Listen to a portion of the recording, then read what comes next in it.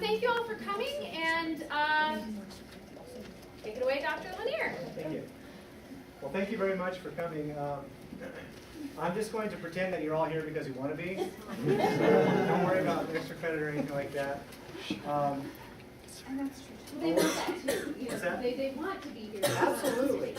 We all want to be here. That's the point, right? Well, as Dr. Moore mentioned, NFT Web Redesign Project, or how to remake an enterprise level site in 1 million easy steps.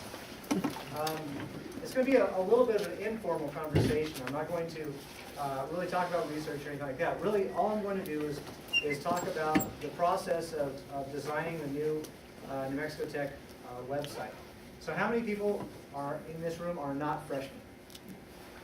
All right, so quite a few. So when I talk about the old website, you will know what I'm talking about when I talk about the old website, right? Okay, we all have our own personal experiences. Some people liked it, some people didn't. Most people didn't. Many people didn't. So we went about redesigning the website for those reasons.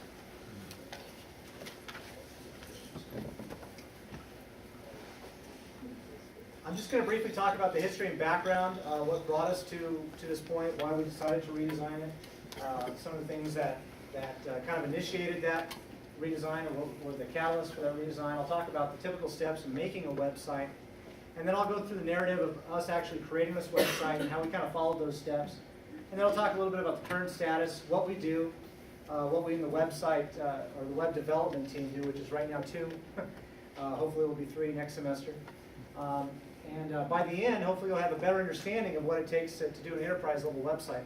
Let me define that very quickly. Enterprise-level website is much different than, than your typical basic website that might have 5 or 30 or even 100 different pages on it. Enterprise-level website means that it's not only just it's a website that's used by a large organization. Here we have about 1,800 students that use this website consistently. But we also have hundreds of employees, and the employees aren't just here at Tech, but there are various research centers and so forth. And the enterprise level website will do a couple of things. It'll not only be the front-end website that you see, but it'll also be this back-end kind of application that you don't see. So people can actually get in and use this website for a lot of different things. It can be the intranet, for example. It can disseminate information to various groups and so forth. So that's what we created and set out to create when we redesigned the website. Okay? So, moving along. History and background. I apologize for this template. It's not as bright as I'd like to do. It's really scrambling to pick a better template. Actually, just disregard anything that's bad in this presentation. I didn't have a lot of time, so it didn't work out as well as it should have been up here. So just, it was going to be brilliant, but I ran out of time. So just think it's brilliant. All right. It's brilliant. It's brilliant. Thank you. In mid-2008, the New Mexico Tech website design was about 6 years old at that time. It really hadn't been changed a whole lot. We had a dedicated webmaster. That webmaster stepped down. We had kind of a student webmaster. And they were really constrained. There wasn't a whole lot of money spent on the website. And the design that they had been in place for a long time. Some problems that were noted with the website: it was not interactive or dynamic. It really didn't do anything. It just kind of sat there, a bunch of static pages like any website that you ever see. It was static with few applications. In other words, there were a few things that the user could do with any of the information on it. They couldn't filter the information. They couldn't organize it. The search mechanism wasn't very good. It was very dispersed and not centralized. We had all the information on our previous website was running off of 4 different servers. There was nmt.edu, externalweb.nmt.edu, InfoServe, and InfoHost, which is still around. So what you'd often find was that when you searched something, the mechanism wouldn't even search all 3 or 4 of the servers. It would just typically search 2 servers, and you couldn't get all the information you were looking for example.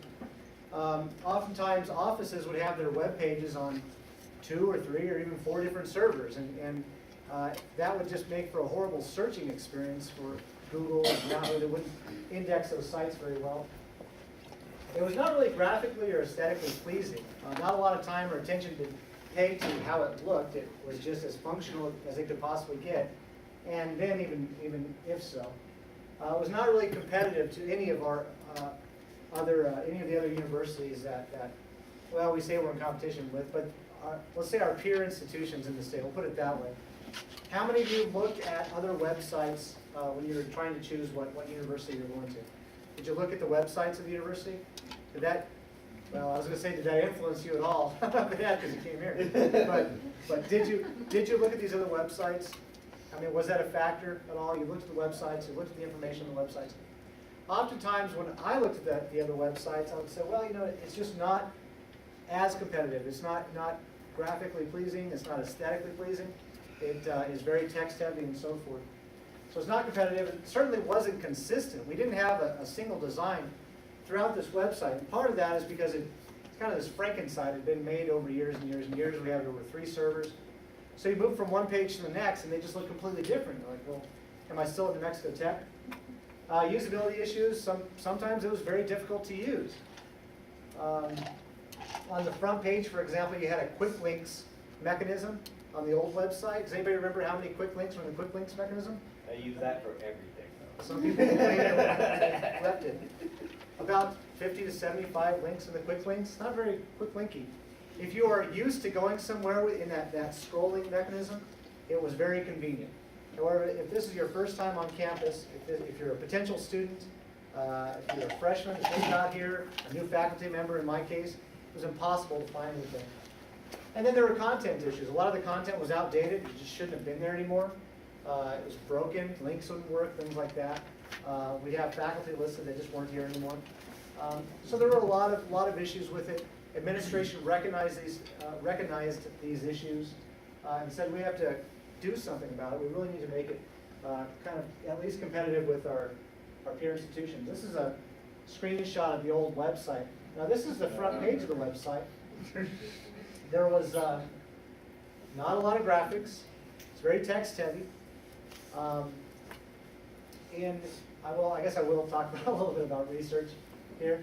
In usability research with regards to websites, we found that people just don't like to read on the screen. The screen is a very visual mechanism. I mean, that's pretty obvious with TVs and CD players and so on and so forth, but really we need to use that mechanism as much as possible. Here we obviously aren't. We have one graphic, one picture. We had the kind of the funky looking sun thing up at the top. We had the New Mexico Tech logo. That was really about it. Then we had a lot of text. So it was hard to find information. People didn't like to read it. People didn't like to look at it. Quite frankly, kind of ugly. Well, in mid-2008, a web committee was formed by the administration. Said we really need to look into this. We finally need to do something about it. And they were really kind of devoted and dedicated to finally take the next step and do something about that. And they were charged with quite a few different things that you see. First of all, considering the characteristics of a new site. What should it look like? What do we want? If we have a new site, what are our objectives and goals? They wanted to define the position for a webmaster. Previously, the webmaster position wasn't a position that was ranked very highly kind of in the organization. And that was, I think, pretty obvious by putting a student worker in there. Not to say anything about the student worker, but if you think about it, this person is in charge of the website for 1,800 students, for hundreds of employees, and have a lot of power. And that should actually be somebody ranked pretty high in the organization. Obviously it wasn't. Well, they're finally going to address that problem. Creating a request for proposal for design consultant companies, outside consultants to come in and bid on making a new website for us. And then finally we were going to screen the bids from those consultants that came in. Well, that was the that was the ideal, right? So we're talking about the objectives, and we're talking about these things, and we started kind of testing the waters for design companies. And we got 2 very quick price quotes from 2 different companies. The low quote was $350,000. The high quote of the 2 was $500,000 to redesign our website. Now that redesign didn't include things like images. They wouldn't take any pictures. If you wanted a picture, it was about $500 per image, per original image. Okay? It didn't include things like content. If you wanted a page of content, it would cost anywhere from $25 to a couple $100 for a page of content. In other words, that $350,000 to $500,000 was essentially for the template. They would get the template set up for you for all the different pages. They would put in various mechanisms for you. Then they'd say, here you go, goodbye. And then it would still be up to the institution to convert all that stuff over, all the information over, to train people on how to use it. Now, they would do all these things, obviously, but for an extra fee. So it was very, very expensive. New Mexico Tech does not, now at all, certainly didn't at the time, have a large budget for this project. And they were really unprepared for how much it would cost. So they said, hey, how could we do this in-house? And they asked me, and they asked if maybe I could work with some of our students, if I had a large enough budget, to take this project on ourselves. And I said, yeah, I think we could. If we had TC students who are always very, very smart, so you should think about doing it just for that reason. So you were very, very smart. If I had a number of TC students, if I had the right budget, and if I had the time to do it, I think I could make this happen, and I could, for a much smaller fee, do what other companies would do for a lot more money. So the committee voted to accept a bid for me in late summer of 2008. I went through a bidding process. I gave them a proposal for it, and they accepted it, voted to have me do it. My objective was to redesign the nmt.edu website and associated administrative offices according to the objectives and goals of the committee. Resources, I was one assistant professor, that's me. I was still teaching 1/2 time, and I was still responsible for all my tenure requirements, so I was still responsible for conducting research and writing papers and in service to the university and so forth. I had 2 paid student employees. I had between 3 and 6 students who were doing this as part of a kind of an independent study, so they were working on this for about 6 hours a week each. So that was it. We were going to replace a big consulting firm that was going to come in and spend $500,000. Technology resources, I did have technology resources and a development server. A large portion of my fee actually went to setting up dedicated technology for us and buying programs and things like that that we need. So really not a lot, which is what you learn to get used to in academia. There are 2 phases in web development and design. There's a planning phase and then there's a design and development phase. In the planning phase, we really have certain steps that we go to. Design and development phase is very contextual. It depends on each particular situation as to the steps there. But for the planning phase, we need to identify the goals and objectives of the site, identify and define the audience of the site, identify the content and features of the site, create a navigation schema for the site, prototypes, and then test those prototypes. Now, if any of you have had 341, English 341? English 341 or any other TC course, they should look remarkably like a lot of the concepts from those courses, where you start with audience, you start with your purpose, you plan this document out before you start writing. It's the exact same thing with web design. Obviously, it's a little bit more in depth, and we'll kind of cover that now. I know, I did that for purpose. I'm watching Dr. Ford's eyes go, oh my gosh, you put all that on one slide. Well, I did that for a particular reason, to show you these are all of our objectives and goals. This is everything that the new site is supposed to do. I'm not going to go through all of them, but there's quite a bit here. Provide site analytics, provide multi-language support, which we don't do, facilitate easy maintenance and updating, be dynamic and information timely updates. Essentially, it was everything that we recognized, everything that we saw as shortcomings in our current site, and all the things that we liked about our competitor, our peers, we'll call them the peer institutions, okay? When we looked at their sites, what were the things that we liked about it? Also, a third aspect was what can we do after we roll this thing out? Because we can't afford what most other universities have, which is an army of communications specialists working in a special department. NMSU, for example, has between 10 and 20 people working in a communications department, and they do what our 2 people do here. They have about 5, 6, 8 people devoted just to their website, and we knew we weren't going to have that. If we were lucky, we'd get one person that was dedicated to working on the website. So how can we make it easier for them? Well, one thing we could do is provide a mechanism for distributed authorship, which allows people in various different offices to go in, update their own content, edit their own content, create new content, and so forth.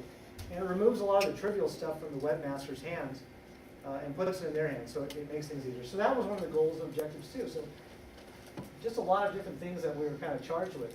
But this is part of planning, and if it weren't for this, obviously we wouldn't have a lot of the features that we have now. Next, we had to identify and define our various audiences. A university website is I think, very unique. It's a lot different than any other website you can create. Amazon.com, for example, really only has kind of one, well, they have a variety of audiences, but their audiences really have a single purpose for going to their website, right, which is buying something or shopping for something, maybe learning more about a product. But it's not that varied. Here we have a lot of different audience members, and we identified a lot of different purposes for their coming to our site. Prospective students, for example, we figured they would want to know the strengths of the program, the faculty who teach there, degree requirements, interest requirements, department information, school information, location, things like that. Compared to a funding organization like NSF or some of the other funding organizations, who will probably want to find out if they should actually fund research into Mexico Tech. You'd be surprised how often these funding agencies look at our websites, look at a university website, to kind of judge the credibility of that website. If you're saying that you have a physicist that can do this research on a multi-million-dollar grant, and they look at your website and it looks like something that high school students put out, that doesn't speak highly for the research organization itself, right? So we have a lot of different audiences and a lot of different things that they're concerned about. And obviously, again, that was part of our planning, part of the goals that we set up. Next, we wanted to identify the content and features of the site. What we did was we went out and we looked at all these other websites, and we kind of modeled our website on existing websites. So what are the terms used? Where's the information located? What should pages look like, and so forth. And if we go to a lot of these different websites, let's take you to one of our peer institutions. My apologies, I'm not set up on the internet here. If we look at any other website, NMSU or ASU or UNM or something like that, you would quickly see that we use a lot of the same terms they use. Future students, current students, faculty, staff, again, so on and so forth. Should have had it ready, my apologies. But if you look at any of those other schools, you'll see that we use kind of the exact same terms that they do. Now, why do we do that? Well, we did it for a couple of reasons. First of all, we did it because we knew that the audience would already have those expectations. If you're a freshman or if you're a potential freshman at any school or potential student at any other school, you look at all these university websites, you really get used to looking for future students or prospective students. You'll know that the information you're looking for is under there. You'll know what you're going to find there, and you know that's where you need to go to find the information that you're looking for. Your parents will probably know the same thing.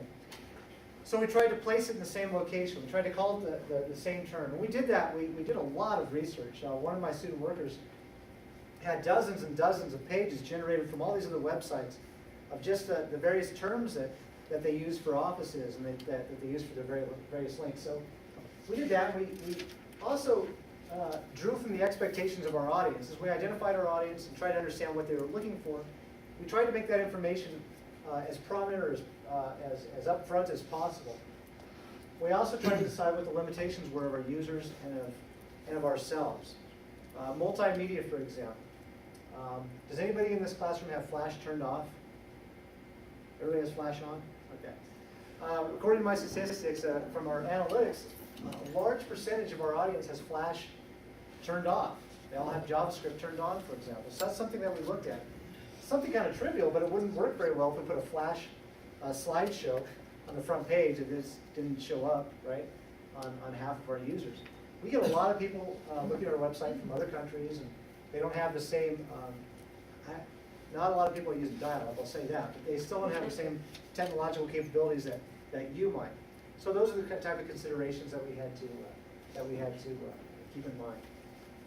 Important things for us were navigation, information searching and retrieval, and then aesthetics. We wanted to make it look good, but I think most importantly, we want people to be able to access information and find the information in the first place. Those are the three most important things for us, because frankly, I couldn't do any of those. I couldn't find the information or access it when I first got here from my previous university, and I thought, well, you know, that's really troubling for all of our students and faculty. So we wanted to solve those problems, probably before anything else.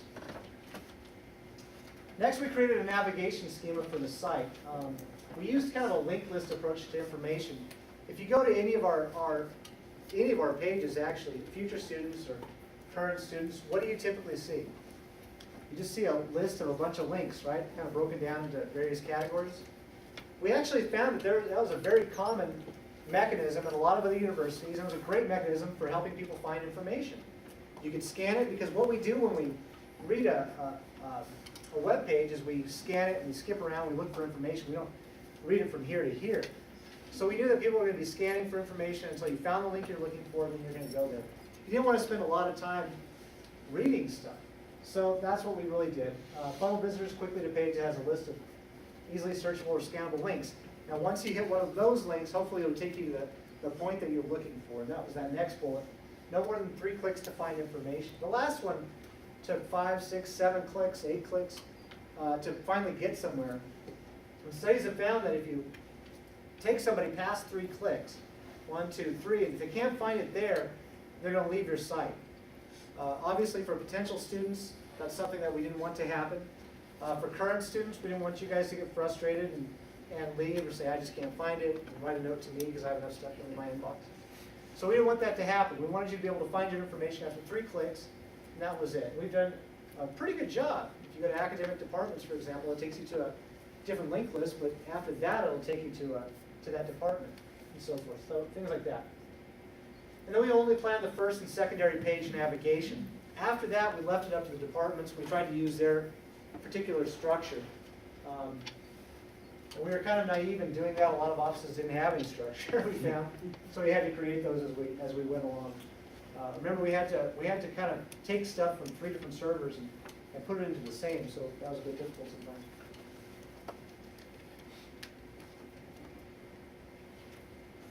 Next, we created prototypes for the design. We created the general organization of the homepage.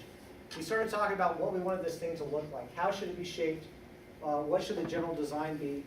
And we created some mock-ups for that. We had to consider items like the font type and size, things that you rarely think about, right? The header, what should the header look like? The graphics, graphical elements, background color, link colors, color schema kind of used throughout the site, and so forth. And then we had to kind of work against some of that. I found out during this process, suddenly after we created this site, that we actually have school colors. Can anybody tell me what the school colors for New Mexico to Tech are, if you don't already know? What are our school colors? Red and blue. Blue and yellow, silver and gold. No, silver and gold are our school colors. Silver and gold. Not blue and yellow. Not blue and yellow. Silver and gold. Silver and gold are colors. Very good. That's the problem with silver and gold, is they're not colors. What are they? They're metal. They're metals, right. What do those metals do? They reflect everything else, right? Now, gold obviously has a hue to it, but that's about it. That's kind of difficult to replicate silver and gold on a website. So we were kind of working against that. After we created these wonderful designs using a lot of shades of blue, we were told that's not our color, right? So we were kind of working throughout that and stumbling along. But anyway, we kind of got that stuff handled. We've since worked with it. But I'm just going to go through a few things. This is the original mock-up that we used for the organization. After we discussed what we wanted it to look like, we said, okay, we want things in these places. We want very specific modules in these places on the front page. And this is just the front page. We made these for a front page, for a link list, and then for an actual content page. So when you went to an office, we made a page that kind of looked like this for that office page as well. We defined the sizes of the various modules, 200 for the navigation area, 500 for that center side, and so forth. We made that, and then I had Sir Martin RIggenbach, who's our lead designer, said, okay, try to make some designs. We talked about some aspects that we wanted, and he went out and he created some very nice prototypes. So this was one of the prototypes that he made. Again, using that same design, that same schema. Obviously, you can see a lot of differences from our current website. There were like these gold bands rather than blue, so on and so forth. Things were placed, though, generally where we wanted them to be placed. We made another prototype. I love this one. This is using silver. That's the header is actually silver. That's as close as you can get to silver on a. Actually, believe it or not, this is the color silver to a browser. So we created a gradient, tried to work with that. Yeah, it didn't work so well. Made another one. This is pretty much the design that we finally went with. That has obviously since changed. The header's changed a little bit. But essentially, that's what we went with. We said, here's our design. We created a prototype out of this design. We created what we call the front page, which is the very first landing page that you get on. We created a link page, which would be that secondary. If you hit any of those information for, that secondary page is what we call a link list. We created one of those in a prototype, and then we created a few content pages, prototypes. And we presented it to the web committee after a lot of discussion and so forth. They voted on it, they accepted it. President Lopez accepted it. We sent up our recommendation, and he accepted it. So we decided to go with this one. We also then went with our next step after we got our prototypes accomplished. We tested those prototypes in a series of focus groups that same semester. And we had 3 groups of the most important audiences that we had: our alumni, faculty and staff, and current students. And their focus groups of about 5 people. We only had time for 1 focus group each, but we got a lot of really good material out of it. They said that they generally liked it. The reviews that came back were very good. Things were generally where they expected them to be. We asked them, for example, okay, this is what the link is called. What information would you expect to find there from that link? It seems silly and trivial, but if somebody can't find information because they think it should be called X and you're calling it Y, well, that's obviously a big problem. So we got a lot of very good feedback, and great feedback from the prototypes. Generally, as I said, they really appreciated them and really liked them. And that was the end of the planning stage. That took 4 months, from July to October. I always struggle with my students. One of the biggest struggles my students always have is jumping headfirst into the design of anything. I teach the basic web design course, and I teach visual communication. And whenever I assign a project, my students want to start out with that design right away before they do anything else. I say, it's so important to get that planning out of the way. And for them, I make them do maybe a week of planning. But for this, it was 4 months of constant planning. That's all we were working on was this. We were working on the design, on prototyping, and it was a ton of work just to get to this point. And we haven't started designing the website at all by this point, really, which was making a lot of people nervous. It's like, well, we're 4 months into it and you haven't really started doing anything. Well, no, we've done a lot. So after this, we kind of entered the design and development phase. Now, some of these portions did overlap, like testing the server development and lab creation. We were doing that as we were doing this planning phase because that was something we really didn't have to do to plan this thing out. The content management system design and installation. Let me back up there. The tech website uses a content management system. It doesn't use a series of HTML pages with CSS files associated. Instead, we use a full content management system, which is more like a software program that runs on a server that you access and have that thing run every time you get on it. This allows you to interact with information, filter information, organize information, and actually interact with this thing. It also allows people to enter it from the front end and then upload, update, edit content that they've created. They don't have to go through an FTP, the whole FTP process. They don't have to design things in Dreamweaver and then upload it. Instead, they just do it right on the front end. So we use a content management system. Now, we picked out an open source content management system. It didn't cost us a dime. It's called Joomla. Any of you could download it and use it. It's a very, very powerful tool. Those consulting companies that we were working with were going to charge us about $30,000 for that same tool that we get as an open source. And there are some other universities using it, so we know it's a great tool to use. So we kind of designed that, we installed that during the planning stage. And then content searching and collection. Remember, we're spread out over about 4 servers. So we needed to try to accumulate all of that content into one area. So we tried to do that as much as we could. And all that stuff was going on during the planning phase. Next, we went to the template creation. We created the CSS files for the layout and PHP files for the display.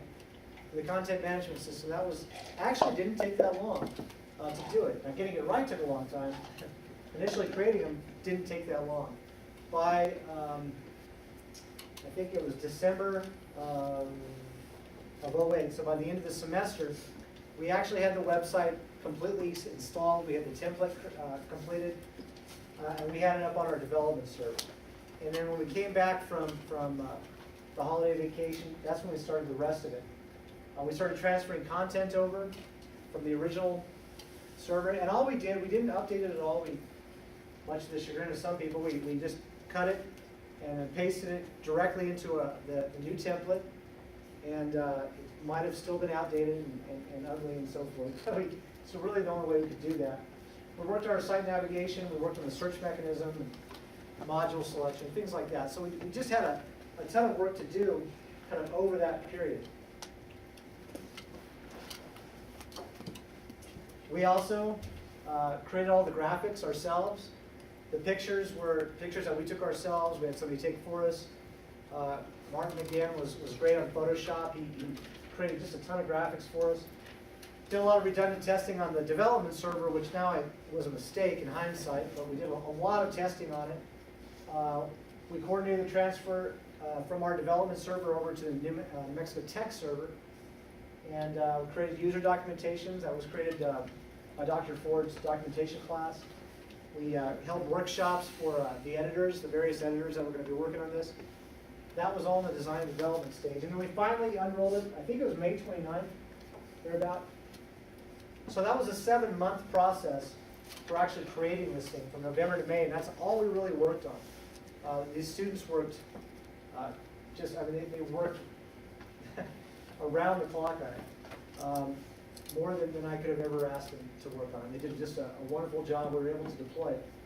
We did have a lot of problems when we deployed it. Unfortunately, because we transferred it to a different server, there were problems with the relative paths and so forth for the URLs. So a lot of the links didn't work, a lot of the pictures weren't showing up, and we had about a week where we were just scrambling, working 24/7, trying to get it all correct and so forth. And we finally got that done.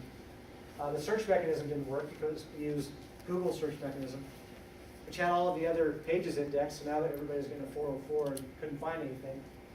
But by the end of the summer, that was all purged, so it's working smoothly now. Now, I had assumed that I would be replaced by a webmaster. There'd be somebody dedicated to do this full time. I'd hand it off, and my whole plan was to design this thing, hand it off to somebody, and say, here you go, bye, kind of like one of the consulting companies you're supposed to do.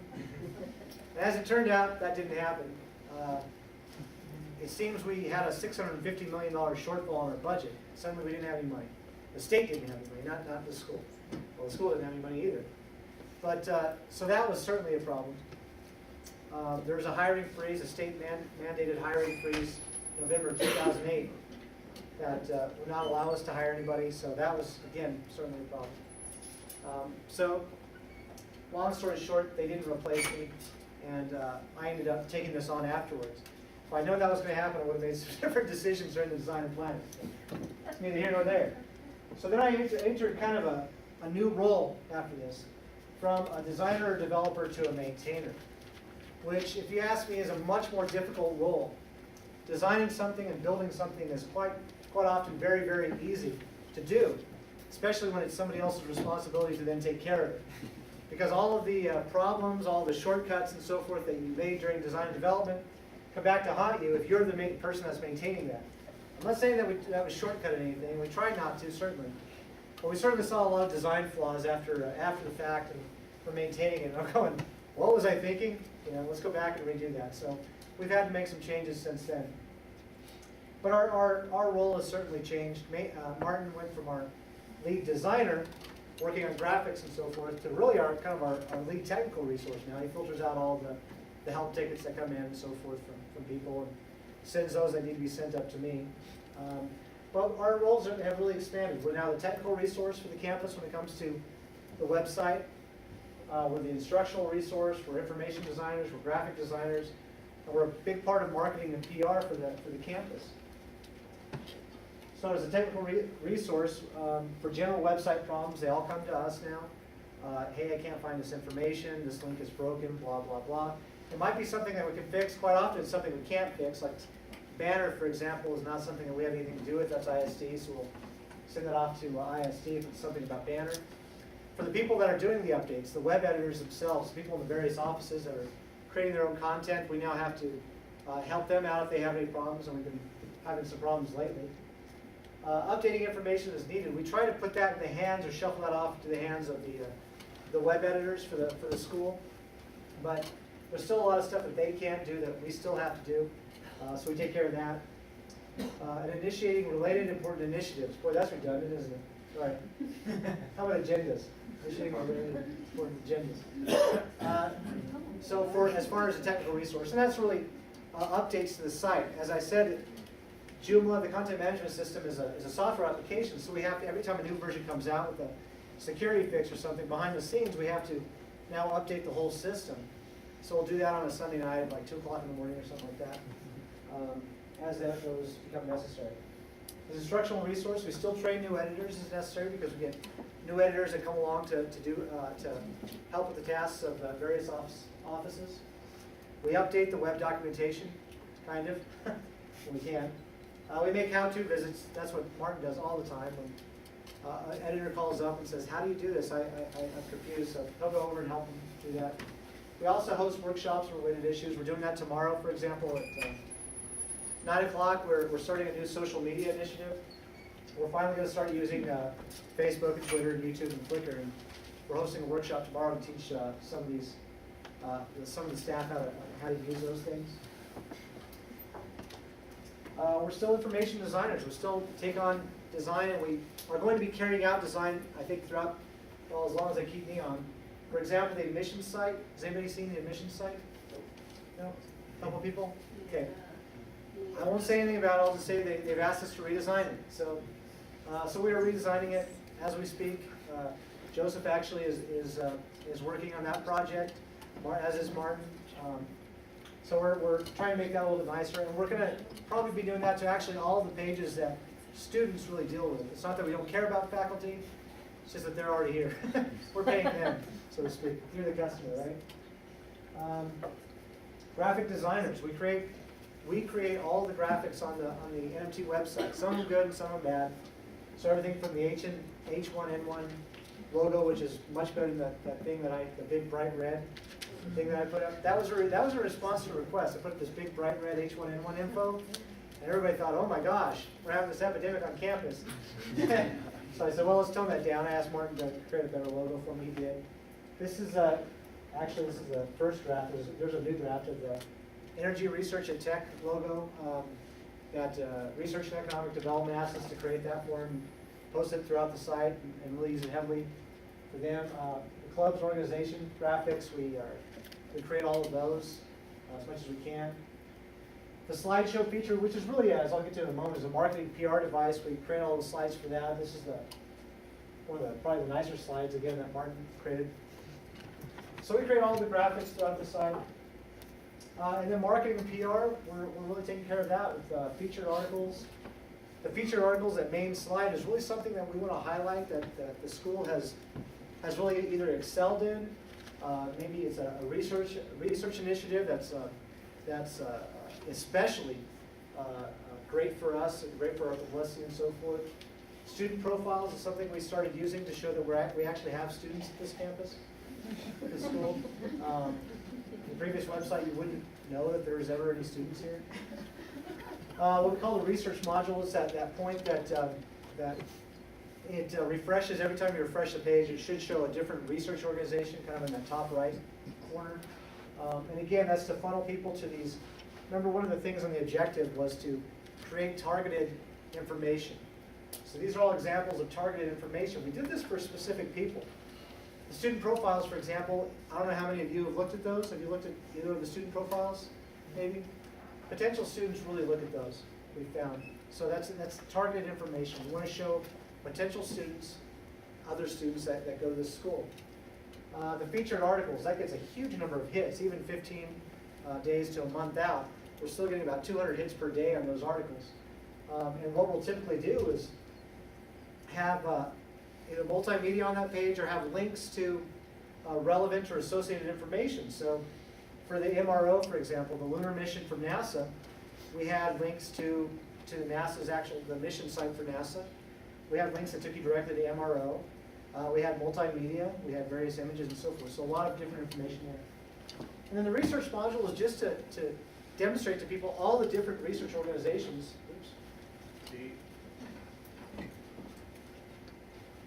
All the different research organizations that are at Tech, from NRAO, although they're not really at Tech, they're affiliated with us.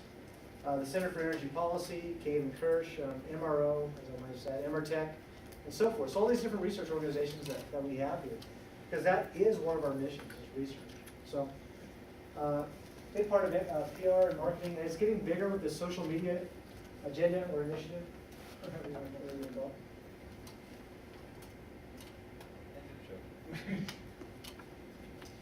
In the end, it's really, what I found is this is a never-ending job. It's a 24 hours a day, 7 days a week, a lot like people that work at ISD and the servers.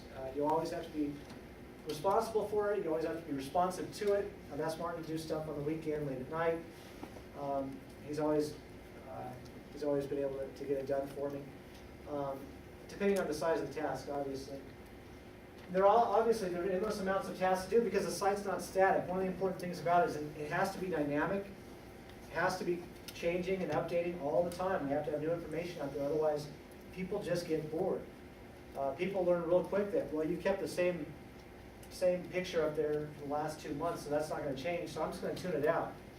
I'm not going to recognize it anymore. So we need to keep changing it so that people keep looking at it, keep coming to our site as an information resource, as well as a source for interesting information, not just for your class information and so forth. And technology changes, and we really need to be ahead of those changes. In the past, we certainly weren't, but now we want to keep abreast of them as much as possible. So it's kind of an initiative that never really stops. It's going to just keep going, I think, and hopefully get better. We'll see. But it has a rewarding outcome. Currently, we're seeing about 50,000 visits per month. A lot of unique visits. We see them from all over the world. We get about 2,000 to 3,000 hits every day that from yourselves, really, from students that are accessing it, people that have access it all the time.